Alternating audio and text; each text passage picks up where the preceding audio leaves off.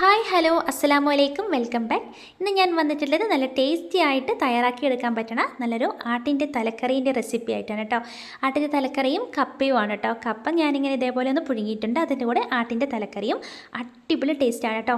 നിങ്ങൾ ഇതുപോലെ തയ്യാറാക്കിയാൽ മാത്രമേ ഇതിൻ്റെ ടേസ്റ്റ് എത്രത്തോളാണെന്ന് നിങ്ങൾക്ക് മനസ്സിലാക്കാൻ പറ്റുള്ളൂ. അപ്പോൾ എല്ലാവരും തയ്യാറാക്കി നോക്കണം, അടിപൊളി ടേസ്റ്റാണ് കേട്ടോ.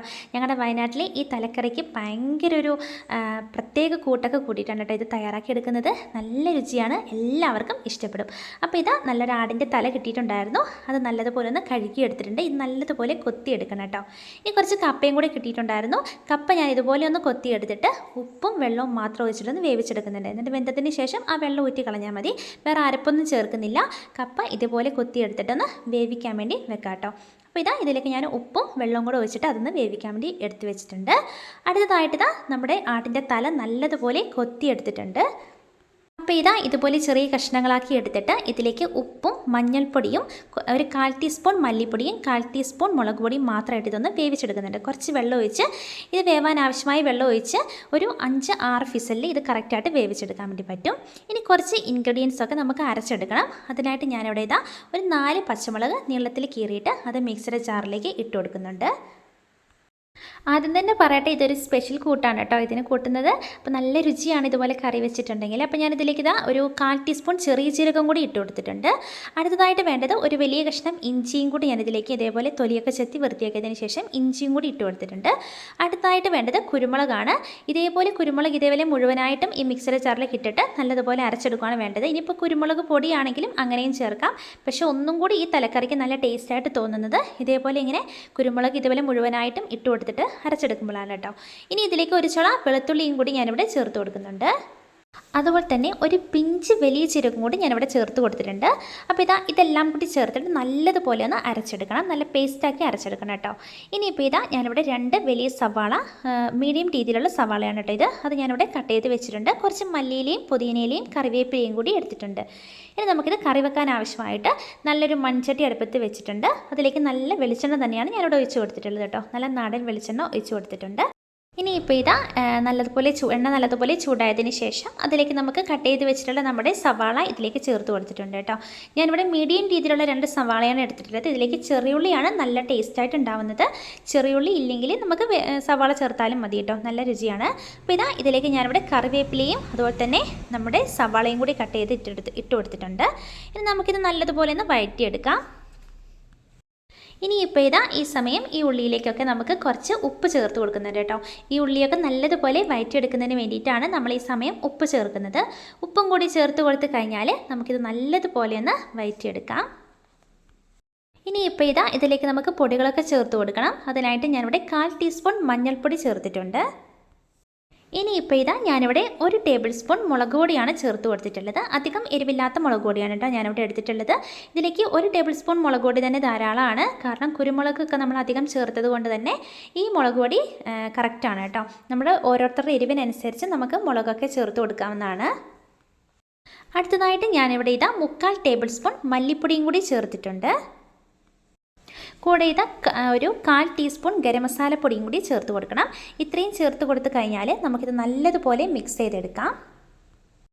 ഈ പൊടികളൊക്കെ ചേർക്കുന്ന സമയം നമ്മൾ ഏറ്റവും ലോ ഫ്ലെയിമിൽ ഇട്ടതിന് ശേഷം വേണം പൊടികളൊക്കെ ചേർത്ത് കൊടുക്കാൻ വേണ്ടിയിട്ട്, അല്ലെങ്കിൽ പൊടികളൊക്കെ വേഗത്തിൽ കരിഞ്ഞു പോകും. അത് പ്രത്യേകം ശ്രദ്ധിക്കണം കേട്ടോ. ഇനി ഈ ഉള്ളിയിലും അതുപോലെ തന്നെ എണ്ണയിലും ഇട്ടിട്ട് നല്ലതുപോലെ ഈ പൊടിയൊക്കെ ഒന്ന് ചൂടാക്കി എടുക്കുന്നുണ്ട്. ഇനി നമ്മളിതിലേക്ക് ചേർത്ത് കൊടുക്കുന്നത് നമ്മൾ നേരത്തെ അരച്ച് വെച്ചിട്ടുള്ള നമ്മുടെ അരപ്പാണ് കേട്ടോ. അരപ്പ് നല്ലതുപോലെ പേസ്റ്റാക്കി അരച്ചെടുത്തിട്ടുണ്ടായിരുന്നു, അതും കൂടി ഞാൻ ഇതിലേക്ക് ചേർത്ത് കൊടുക്കുന്നുണ്ട്. അപ്പോൾ അത് മുഴുവനായിട്ടും ചേർത്ത് കൊടുത്തതിന് ശേഷം നമുക്ക് നല്ലതുപോലെ ഇതൊന്ന് മിക്സ് ചെയ്തെടുക്കണം. ഇപ്പോൾ എണ്ണയിലിട്ടിട്ട് നല്ലതുപോലെ നമ്മളിതൊന്ന് ചൂടാക്കി എടുക്കുന്നുണ്ട്. ഏറ്റവും ലോ ഫ്ലെയിമിൽ തന്നെ ഇടാൻ വേണ്ടി ശ്രദ്ധിക്കണം കേട്ടോ.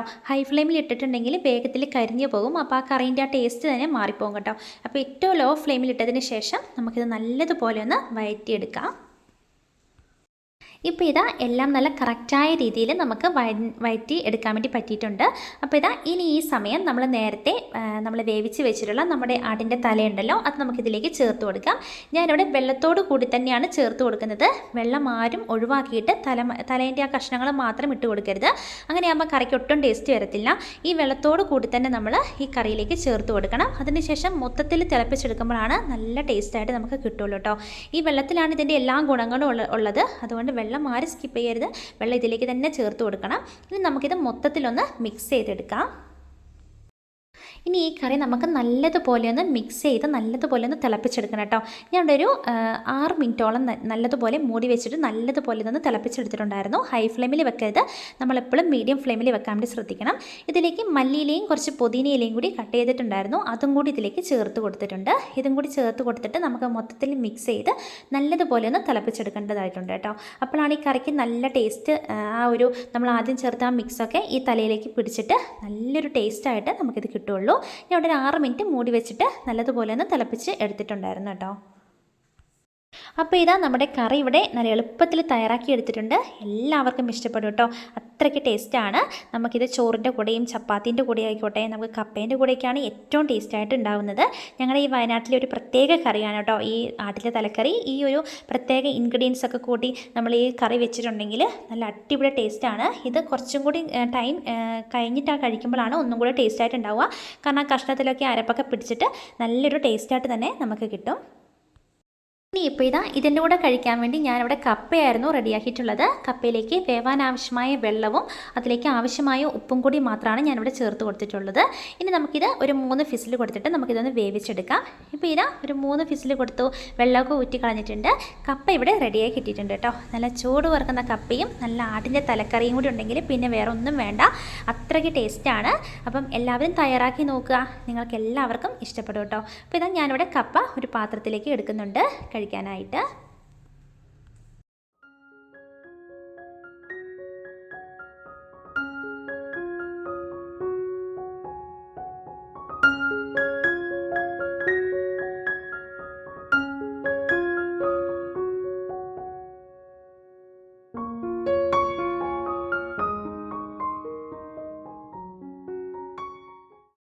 അപ്പോൾ ഇതാ ഞങ്ങളിവിടെ നല്ല കപ്പയും തലക്കറിയൊക്കെ കൂട്ടി കഴിച്ചിട്ടുണ്ടായിരുന്നു. അടിപൊളി ടേസ്റ്റ് ആയിരുന്നു കേട്ടോ. എല്ലാവർക്കും ഇഷ്ടപ്പെടും. നിങ്ങൾക്ക് ഇഷ്ടപ്പെട്ടിട്ടുണ്ടെങ്കിൽ നിങ്ങൾ തയ്യാറാക്കി നോക്കിയതിന് ശേഷം നിങ്ങൾക്ക് ഇഷ്ടപ്പെട്ടിട്ടുണ്ടെങ്കിൽ നിങ്ങളുടെ ഫ്രണ്ട്സിനും ഫാമിലിക്കൊക്കെ ഒന്ന് ഷെയർ ചെയ്ത് കൊടുക്കാനും മറക്കരുത്. കൂടെ എൻ്റെ ഈ ചാനൽ മറക്കാതെ ലൈക്ക് ചെയ്യാനും ഷെയർ ചെയ്യാനും സബ്സ്ക്രൈബ് ചെയ്യാനും മറന്നു പോകരുത്. നിങ്ങൾക്ക് ഇഷ്ടപ്പെടുന്ന റെസിപ്പീസും അതുപോലെ തന്നെ ചെറിയ ചെറിയ വ്ളോഗ്സും കാര്യങ്ങളൊക്കെ എൻ്റെ ചാനലിലൂടെ നിങ്ങൾക്കായിട്ട് ഞാൻ ഷെയർ ചെയ്യുന്നതാണ്. അപ്പം ഇനിയൊരു നല്ല വീഡിയോയുമായിട്ട് കാണാം ഇൻഷാ അല്ലാഹ്. അസ്സലാമു അലൈക്കും, ബൈ ബൈ.